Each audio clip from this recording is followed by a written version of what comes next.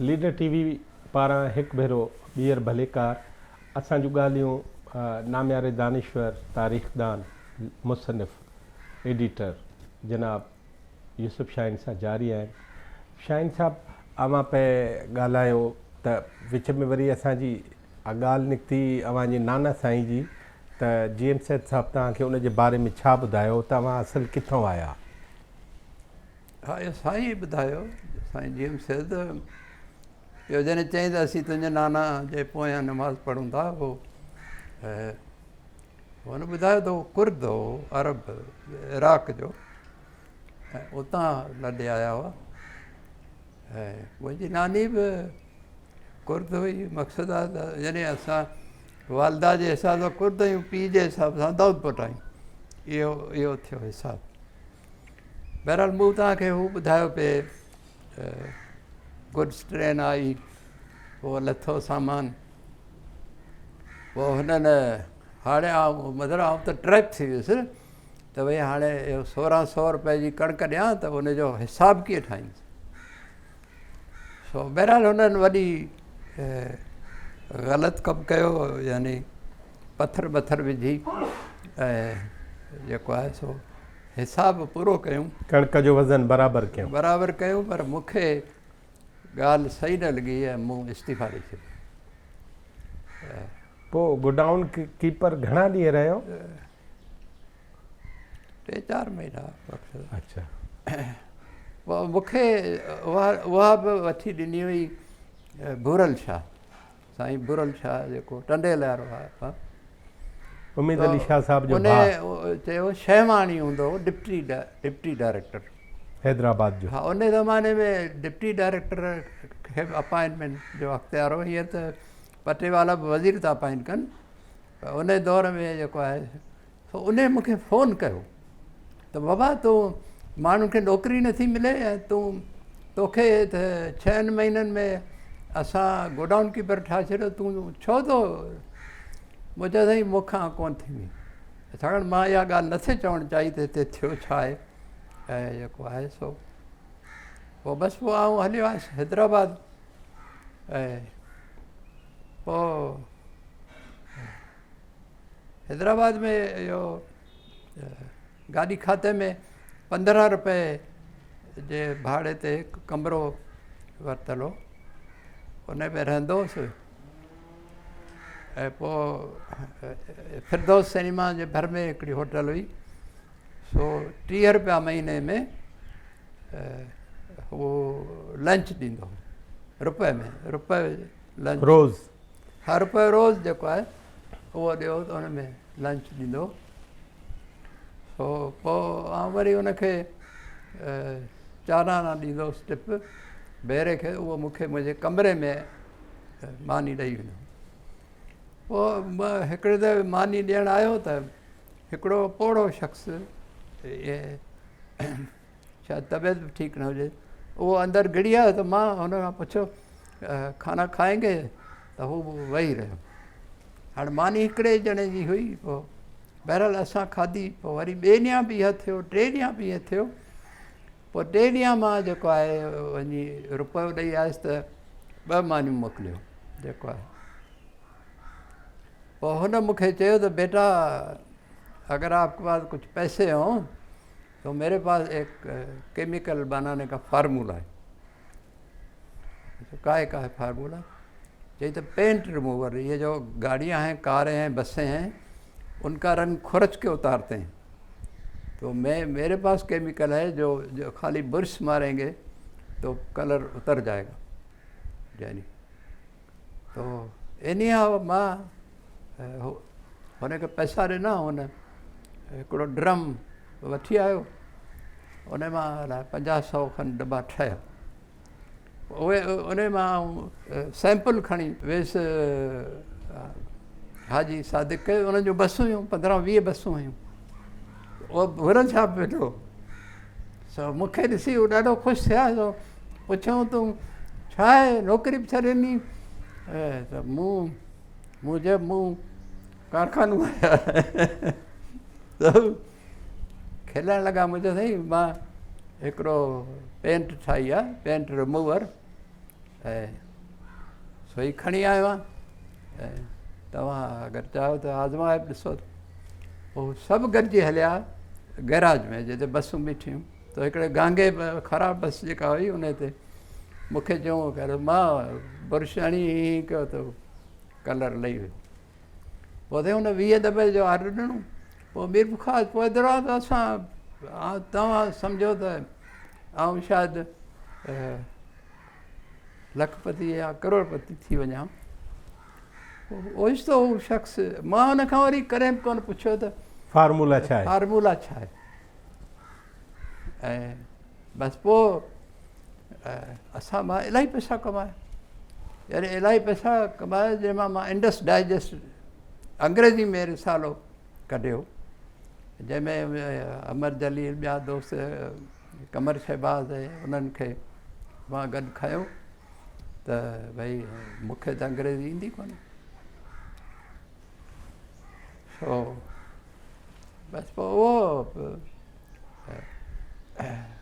उनजे लाइ उनजो तमामु वॾो स्कोप हो पर एनी हाउ उहो साईं माण्हू केरु हो ख़बर आहे बंगाली हो बिहारी हो को ईअं हो को जेको ओचितो किना वियो हलियो का ख़बर कोन पई हुन मूंखे आयो कीअं आयो त मूं ॿुधायो न त मूंसां भर में ई किथे रहंदो हो मुंहिंजी मानी ईंदी त ओॾी महिल अंदरि घड़ी ईंदो हो सम्झे त मां हुनखे तकलीफ़ हुई हुन वटि पैसा कोन हुआ त उन ई इहो फार्मूलो ॾिनो पोइ असां शाइन केमिकल इंडस्ट्री जे नाले सां बाक़ाइदे हू ठाहिया दॿा ठाहियासीं मॉडर्न तरीक़े सां उनजी वॾे पैमाने ते सेल जेका आहे सा यानी वॾी तयारी पे इहो कहिड़ो सन 1960 हा उन्हनि मूंखे सैंपल खे दॿा साईं के सैंपल के दॿा पियल आहिनि तव्हां वटि मुंहिंजो असांजे घर में पिया हींअर घर ॻोठ वारो घर उहो भञी हुनखे ठाहिनि पिया हुन में जेको इलाही शयूं क़ीमती इहे दॿा हुनजा सभु पिया हुआ लेबल वग़ैरह सभु असांजे घर जे माड़ीअ ते इहे सभु शयूं पियूं मोहम्मद इब्राहिम जोए साहिबु मूंखे तोहफ़े में किताबु ॾिनो हो यूटोपिया थॉमस मोर जो उहो किताबु 60 सालनि ताईं असांजे घर में पियो उहो इहो त मां तव्हांखे 60 जो किसो ॿुधायां थो पर मां 58 में 2 किताब लिखिया मुस्लिम क्रेसी उर्दू में पहिरियों किताबु मां उर्दू में लिखियो ऐं ॿियो ख़ुदा इंसान ऐं जानवर हा मशहूरु किताबु एॾो यानी जिते हींअर फिल्म ठही आहे PK फिल्म तव्हां मूं हींअर आउं पुट वटि अमेरिका वियुसि त उते मूं इहा फिल्म ॾिठी त मूंखे लॻो त सॼो सब्जेक्ट सेंट्रल आइडिया सॼो त हिकिड़ो चंड तां माण्हू लहे थो ऐं पोइ कीअं ॾिसे थो त दुनिया सरहदुनि में विरहाई पई आहे ॿोलियुनि में विरहाई पई आहे मज़हबनि में ज़ात पात में अलाए केतिरनि हिसनि में विरहायल आहे त इहो मां 58 में इहो लिखियो त जेको जंहिं ते जोयो साहिबु उन वक़्तु आउं ख़ादमतन अख़बार हुई लुत्फ़ अली दल साहिब जी उन में आउं वेठो त अकेलो ई डिघी ऑफिस हुई अकेलो ई कुंड में वेठो हुओ 4 ॼणा आया यूसुफ शाहीन केर आउं उथी बीठुसि मुंहिंजो भई जेको पोइ हुन ॿुधायो त आउं आहियां मोहम्मद इब्राहिम जोयो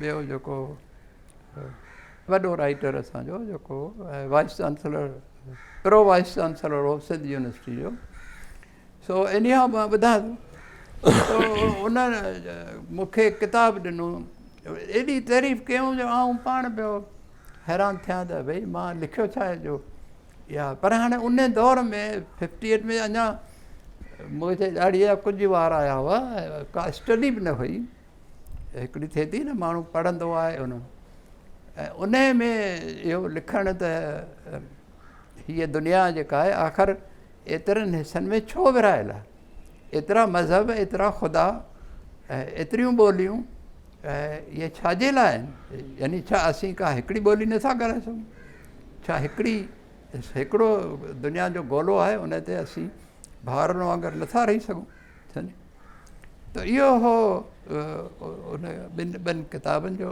स्क्रिप्ट ऐं उन्हनि दौर में जेको यानी इहा हुई त हीउ जेको माज़ी खां असांखे मिलियो आहे इहो सभु ग़लति आहे या मशकूक आहे जेको आहे उन ते नए सिर डिबेट थियणु घुरिजे। पोइ मां जॾहिं फ्रेंच रिवोल्यूशन पढ़ियो तॾहिं बाद में काफ़ी देरि में त उन्हनि बि इहो चयो हो त भई माज़ी ख़तरनाक आहे, असीं नथा क़बूल कयूं। यानी माज़ी खां ॾिनल मज़हब, माज़ी खां ॾिनल ॿोलियूं, मज़हब खां सरहद जेको बाक़ाइदे हुननि बाइबल खां इनकार कयो, ईसाइत खां इनकार कयो फ्रेंच रिवोल्यूशन में। यानी त इहो माज़ी जेका आहे उहो सही न आहे। तव्हां पहिरियों किताबु लिखियो उर्दू में, उहो मुस्लिम क्रेसी, जी जी, ऐं जेको ख़ुदा इंसान ऐं जानवर लिखियव उहो सिंधीअ में, उहो सिंधीअ में।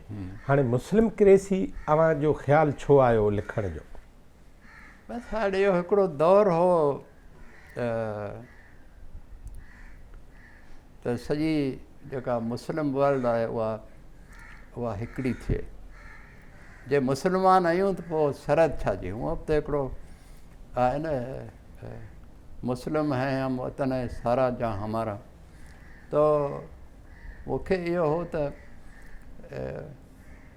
इहा का मुस्लिम स्टेट ठहणु घुरिजे, जेका हिकिड़ी स्टेट हुजे। हीअ जेके सरहदूं ठहनि ऐं ढहनि थियूं जेको आहे, ऐं इन सब्जेक्ट ते अॼु ॾींहं ताईं कंहिं डिबेट न कयो आहे, कंहिं लिखियो न आहे। इन जो नुक़सानु केॾो थियो आहे। इन सरहद जे ढहण ऐं ठहण सां मज़हब तब्दील थिए थो, ॿोली तब्दील थिए थी, नई ॿोलियूं पैदा थियनि थियूं ऐं नओं कल्चर पैदा थिए थो जेको आहे। तव्हांखे मिसाल ॿुधायां त अमेरिकी खंडु, बर एज़म अमेरिका जेको आहे सो उते दुनिया जूं ॿ वॾियूं एम्पायर्स हुयूं, जेके एज़टेक एम्पायर ऐं इनका एम्पायर। यानी जॾहिं एज़टेक एम्पायर टुटी त उन मां 22 मुल्क निकिता। यानी हाणे तव्हां उनजो अंदाज़ो लॻायो त केॾियूं वॾियूं एम्पायर्स हुयूं, ऐं इनका एम्पायर्स हुई। पोइ हिननि जेको स्पेनिश जेको कोलंबस मोकिलियो ऐं जंहिंमें क़त्ल आम शुरू थियो इंसानी तारीख़ जो, यानी सॼी हुननि इन्हनि ॿिन्ही रियासतुनि ते एम्पायर्स ते कब्ज़ो कयो। 500 माण्हू बंदूकूं खणी विया हुननि वटि। हुननि जे लाइ लिखनि था एज़टेक इनका एम्पायर में त ॾोह हो ई कोन, जेल हो ई कोन, ऐं वॾा हेल्थ जा माहिर ब्रेन सर्जरी कंदा हुआ ऐं 90% ब्रेन सर्जरी कामयाबु थींदी। इहा हनुमान जी। ऐं हुननि वटि ज़मीन सभु गॾियल ज़मीन हुई, ऐं हुननि इहो चयो त ज़मीन अलाह जी आहे, उनखे विकिरणु ॾोह आहे, ख़रीद करणु विकिरो करणु ॾोह आहे। पोइ हिननि जॾहिं स्पेन वारा आया त उहो जॾहिं कब्ज़ो थी वियो त हुननि चयो त हाणे इहा ज़मीन सभु स्पेन जे बादशाह जी ज़ाती मिल्कियत आहे। स्पेन जी न, स्पेन जे बादशाह जी ज़ाती मिल्कियत आहे, जंहिंखे खपे ॾे, जंहिंखे खपे। पोइ उन ते इहा जेके यूरोप जा मुहाजिर अचणु शुरू थिया, यूरोप सॼो उते सिविल वार हली पे, कैथोलिक ईसाइत या एंग्लिकन ईसाइत, जेको ख़ासि तौरु इंग्लैंड में इहो वॾो फॾो शुरू कयो हेनरी 8 इंग्लैंड जे बादशाह। उनखे शादी करणी, कैथोलिक ईसाइत में जेको आहे सो ॿी शादी इजाज़त न आहे, ज़ाल वेठी आहे जेसि ताईं त ॿी शादी नथा करे सघूं। पोइ हुनखे ॿी शादी करणी हुई, उन शादी जे करण जे लाइ हुन हिकिड़ो नओं मज़हब ठाहियो जेके एंग्लिकन मज़हब चइजे थो। उन में जंहिंजी थॉमस मोर जेको वज़ीर अज़म हो, लॉर्ड चांसलर, उन मुखालफ़त कई, उनजो गलो कटाए छॾियो। 80,000 हुन हेनरी 8 अंग्रेज़ मारा छॾिया। उन में पार्लियामेंट जा मेंबर, मज़हबी अॻुवान सभु कुआए छॾियईं जेको आहे। ऐं पोइ इहो नओं मज़हब ठाहीं जेके एंग्लिकन ईसाइत चइजे थो, जंहिंमें इहा थियो। त उन इन इहो जेको थी जंहिंमें वरी ॿिए तरफ़ स्पेन वारा चवनि त जेको कैथोलिक न आहे उहो काफ़िर आहे। पोइ त वठी माइग्रेशन शुरू थियूं जंहिं उहे सभु अमेरिका विया माण्हू जेके आहिनि से, ऐं उन्हनि उते जेके असुल माण्हू हुआ रेड इंडियंस जेके, हालांकि रेड इंडियन बि नालो ग़लति आहे, उहा रेड इंडियन थोरी हुआ। कोलंबस खे वञिणो हो इंडिया, पोइ हू अमेरिका पुॼी चई त रेड इंडियन आहिनि, यानी इंडियन त कारा आहिनि या जहिड़ा बि आहिनि। हिन उते वञी ऐं तव्हां हैरान थींदो त 500 साल ताईं इहो नालो करेक्ट न थियो जेको आहे सो, अञा ताईं बि हिस्ट्री में इहो नालो हले थो। हालांकि उते 1200 क़ौमूं हुयूं, उन्हनि जूं ॿोलियूं हुयूं, 1200 ॿोलियूं जेके आहिनि उहे ख़तमु थी वियूं, यानी जिन जी अल्फ़ाबेट हुई सम्झे, जंहिं ते मां 600 सफ़नि ते किताबु लिखियो आहे, fall of native languages of the America's, इहो जेको आहे सो मुंहिंजो इहो छपियो आहे किताबु। त कीअं हुन में त मुंहिंजे चवण जो मतिलबु इहो आहे त अवां जॾहिं मुस्लिम क्रेसी था लिखो त उन महिल तव्हांजे इन उनवान मां लॻे थो त तव्हां मुस्लमाननि जी यूनिटी अव्हांखे इंस्पायर थी करे। बिल्कुलु ॻाल्हि सही आहे। त उन वक़्तु हाणे असल में छा आहे त कहिड़ी सोबत आहे तव्हां वटि उन दौर में जंहिं मुस्लमाननि जे इताद जी तव्हां में? हिकिड़ो त मोहम्मद उस्मान रीपलाई, ॿियो मौलवी अब्दुल हक रब्बानी जेको असांजे ॻोठु नसरपुर हो जेके आहिनि। ऐं असां त जॾहिं जेसिताईं पढ़ियोसीं न या घणो न पढ़ियोसीं तेसिताईं असां सम्झो त सॼी दुनिया मुस्लमान आहे, बसि सभु जेको कुझु आहे उहो 80 आहिनि। जॾहिं त इहो ईअं बहरहाल न हो, जॾहिं यानी हींअर बि तव्हां ॾिसो त 7.7 अरब दुनिया जी आबादी आहे, हुन में 7 बिलियन जेका आहे दुनिया जी आबादी आहे, हुन में 3.5 बिलियन त बुद्धिस्ट आहिनि जेके ख़ुदा खे मञीनि कोन, ऐं 2.25 अरब जेके आहिनि उहे ईसाई आहिनि, ऐं 1.25 अरब जेको आहे असी मुस्लमान। पर असां जॾहिं असांजी ग्रोथ थी तॾहिं असां सम्झो त सॼी दुनिया में इस्लाम मुस्लमाननि खां सवाइ का शइ आई कोन्हे।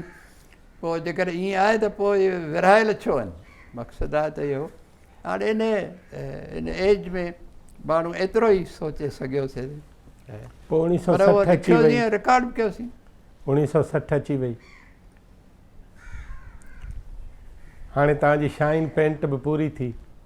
हा, shine chemical industry. Shine chemical industry उते 60 में पोइ हैदराबाद में बादल रिसालो कढंदो हो, नूनारी साहिबु जेको,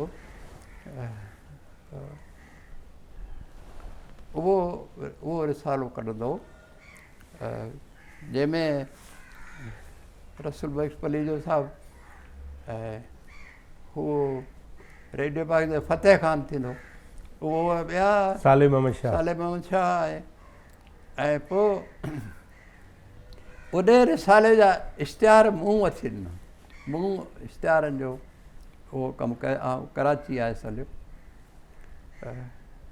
हाणे कराची अचण जो हिकिड़ो वॾो उहो आहे, पर इन हो यानी सॼे साल जो कॉन्ट्रैक्ट, मिसाल मां तव्हांखे हिकिड़ो मूंखे यादि आहे त मां यूनाइटेड बैंक जो सॼे साल जो कॉन्ट्रैक्ट वठी ॾिनो बरसाति इनखे बादल साले।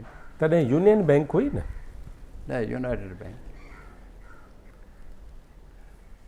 पोइ मां उन जे जवाब में बादल रिसाले में जंहिंमें आउं कमु कंदो हुउसि, उन जवाब में मूं बरसाति कढी।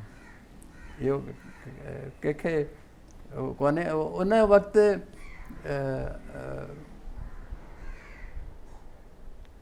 इहो ऑर्डर आयो त डिक्लेरेशन अयूब खान ॾींहंनि में बंदि हुआ, मुंहिंजो ख़्यालु आहे त 1960 में इहो आयो त अगरि कंहिंखे यानी मूं अप्लाई कयो बरसाति लाइ, पर चऊं त बैन आहे। पोइ ओचितो मूं वटि लेटर आयो ऐं मूं उहो डिक्लेरेशन वरितो जेको आहे सो। पोइ उहो केतिरो अरसो पियो रहियो पोइ कराची में हिते उन खां पोइ हलियासीं। पोइ त हाणे ज़िंदगी जो हिते जॉब कईसीं। शाहीन साहब, कराची तव्हां कीअं शिफ्ट था थियो, इन ते असां तव्हां सां हिन वक़फ़े खां पोइ ॻाल्हायूं था।